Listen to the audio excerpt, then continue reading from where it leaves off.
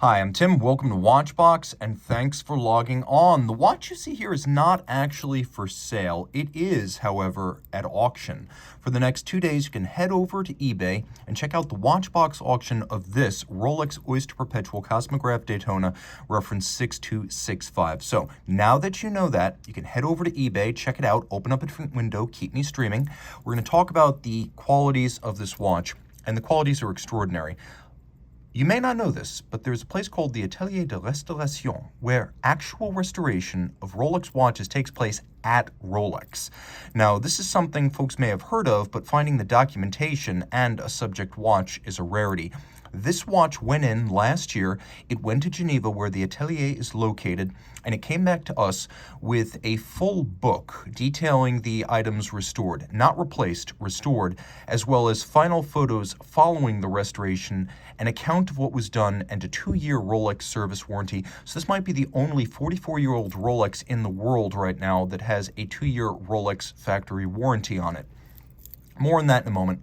Let's talk about the basics. So this watch is the 6265, so screw-down crowns, metal bezel, offered from 1971 to 1987, and it was the last and most highly evolved of the manual wind Daytonas. It is stainless steel. It's 37 millimeters in diameter. It's 13.3 millimeters thick. It's 44.8 millimeters from lug tip to lug tip, and in between the lugs it has a 19 millimeter spacing. It's on a period correct folded link. Rolex bracelet is a 7835 with 271 end links. You could see that. It's a good advantage right here. Now the watch, I'm going to zoom out a little bit, fits like a vintage timepiece, which is to say it is compact and almost petite by the standards of modern watches. It's about the size of a modern Datejust 36. It's very light on the wrist. The bracelet is in outstanding condition, as individual links that were worn out were removed by Rolex and new links were welded in. That's one of the reasons the atelier keeps a jeweler on hand, not because all vintage watches are jeweled or even because many are, but because jewelers have the welding skills to refabricate bracelet components specifically. Now the watch on my 16 centimeter circumference wrist wears easily. You could wear it on a wrist as small as 13 centimeters really, and it actually will fit underneath the cuffs. It's got a sloped and stepped case flank. It's sort of sliding under my sleeve here already. The bracelet's in excellent condition, and the emphasis at the atelier is to restore rather than replace. So if individual links of the bracelet were out of spec, they were removed and replaced to preserve as much original fabric as possible. You could see that it is an Oyster style, that the links are folded, and that actually they're polished in profile and satinated across the top. The swing arms of the clasp were also cut out and replaced by Rolex. You can see that the tolerances of the clasp remain tight. External clasp body. Now, not every watch that goes to the Atelier de Restauration is actually accepted, and the invoice just for the evaluation is $2,000. So we were paying $2,000 on this watch whether we opted for the service or not. Now, the $2,000 is the price of admission to get into the restoration pipeline. The actual restoration on this watch from stem to stern cost $15,210 US at Rolex, and it is restoration. Everything that can be done to preserve the watch is done. Examples: the lacquering inside the hollows of the bezel, so you can see the numerals and the indices, all of that was re-lacquered by hand. The bezel was retained. The watch not only received new bracelet links and a re-lacquering of the bezel, but inside the case, they removed the bridges and plates, cleaned them, and they re-rhodium plated them to remove evidence of bad watchmaking and wear from over the years. Now, if necessary, if there are scratches on bevels, they will actually re-bevel by hand the bridges themselves. So they actually will redo hand anglage, so it is absolutely true to the original as you receive the watch back from restoration. Now, the dial is original factory tritium, and you can see it will eventually fade, but I should mention that the hands, which are service replacements, are superluminova. That was one item that was actually replaced due to age and degradation. They did replace the hands of the watch. The dial, which you can see dead as a doornail, is original factory tritium. Now, the watch also received a new plexiglass crystal, and of course, it has been given a full mechanical revision, which includes cleaning, adjustment, oiling, and extended trials.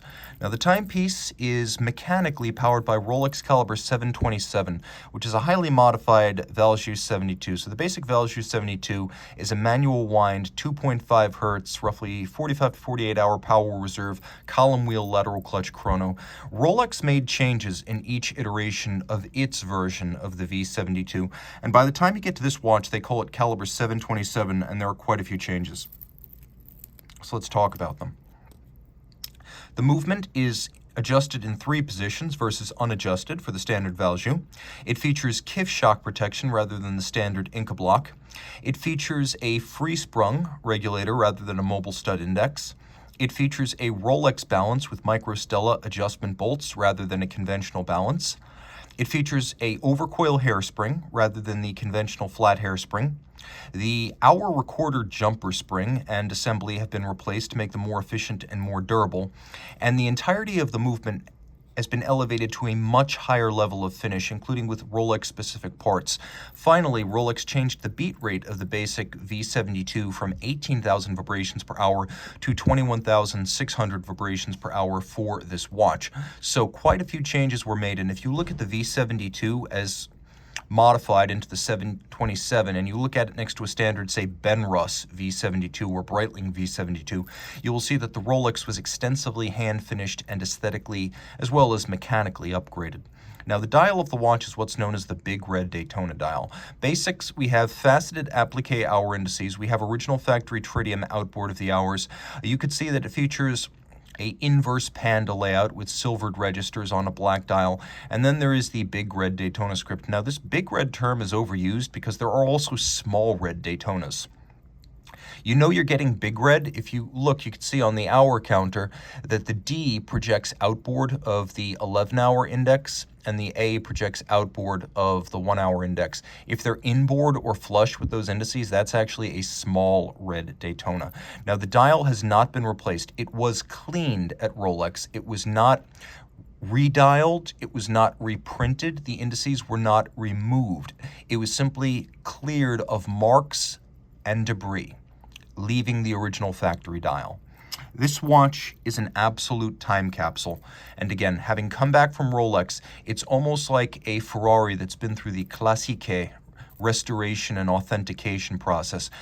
Every single one of these watches that goes in for that $2,000 estimate first gets authenticated, and if it cannot be authenticated as original factory condition, it doesn't get selected for restoration. It doesn't even get the option. When a car goes back to Ferrari for the classique restoration and authentication, they do the same thing, and then when it's done, they give you the red book documenting the restoration and the final condition, and this watch has exactly that type of book straight from Rolex with it. So when you win this watch on eBay this weekend, you're going to get the watch in as close to new condition as you're able to find, straight from Rolex for the first time since the 1970s. This is a 5.5 million serials to roughly 1978, and that's corroborated by the documents that have come back from Rolex. This is going to be a rare opportunity and an absolute blast. Screw down triplock crown, screw down chronograph pushers, lateral clutch, column wheel, manual wind, 48-hour power reserve, 17 jewel, 3-position adjusted, 21.6 beat rate, Rolex V727. This is an absolute gem, and it's one of the few Rolex watches I've experienced here that have actually thrilled me. You can reach out to Team Mosso at thewatchbox.com to ask questions, but remember, you buy this one over on eBay. Good luck. Time out, Tim out, and thanks for logging on.